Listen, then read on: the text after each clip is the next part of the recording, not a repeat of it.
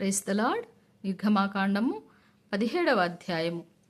తరువాత ఇశ్రాయేలీల సర్వసమాజము యెహోవా మాట చొప్పున తమ ప్రయాణములలో సీను అరణ్యము నుండి ప్రయాణమైపోయి రెఫీదీములో దిగిరి.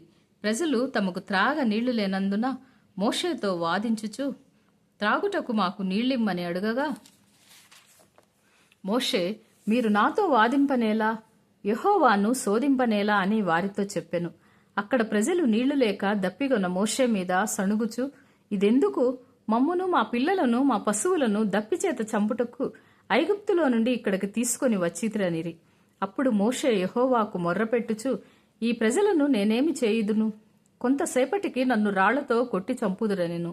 అందుకు యెహోవా, నీవు ఇశ్రాయేలీల పెద్దలలో కొందరిని తీసుకుని ప్రజలకు ముందుగా పొమ్ము. నీవు నదిరి కొట్టిన నీ కర్రను చేత పట్టుకుని పొమ్ము. ఇదిగో అక్కడ హోరేబులోని బండ మీద నేను నీకు ఎదురుగా నిలిచెదను.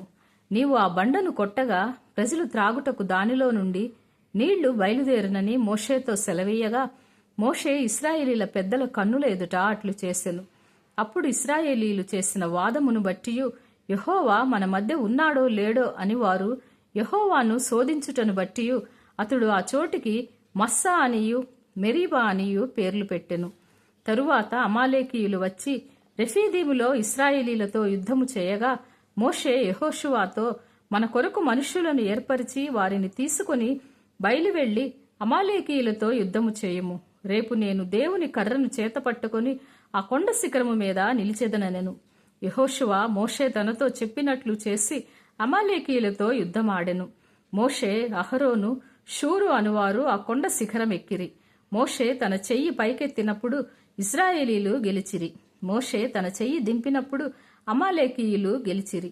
మోషే చేతులు బరువెక్కగా వారు ఒక రాయి తీసుకుని వచ్చి అతడు దాని మీద కూర్చుండుటకై దాన్ని వేసిరి. అహరోను, హూరులు ఒకడు ఈ ప్రక్కను ఒకడు ఆ ప్రక్కను అతని చేతులను ఆదుకొనగా అతని చేతులు సూర్యుడు అస్తమించే వరకు నిలకడగా ఉండెను. అట్లు యెహోషువ కత్తివాడి చేత అమాలేకీ రాజును అతని జనులను గెలిచెను. అప్పుడు యెహోవా మోషేతో ఇట్లనెను, నేను అమాలేకీయుల పేరు ఆకాశము కింద నుండకుండా బొత్తిగా తుడిచివేయుదును కనుక జ్ఞాపకార్థముగా గ్రంథములో దీన్ని వ్రాసి యెహోషువకు వినిపించుము. తరువాత మోషే ఒక బలిపీఠమును కట్టి దానికి యెహోవా నిస్సి అని పేరు పెట్టి, అమాలేకీయులు తమ చేతిని యెహోవా సింహాసనమునకు విరోధముగా ఎత్తిరి గనక యెహోవాకు అమాలేకీయులతో తరతరముల వరకు యుద్ధమనెను. May God bless you.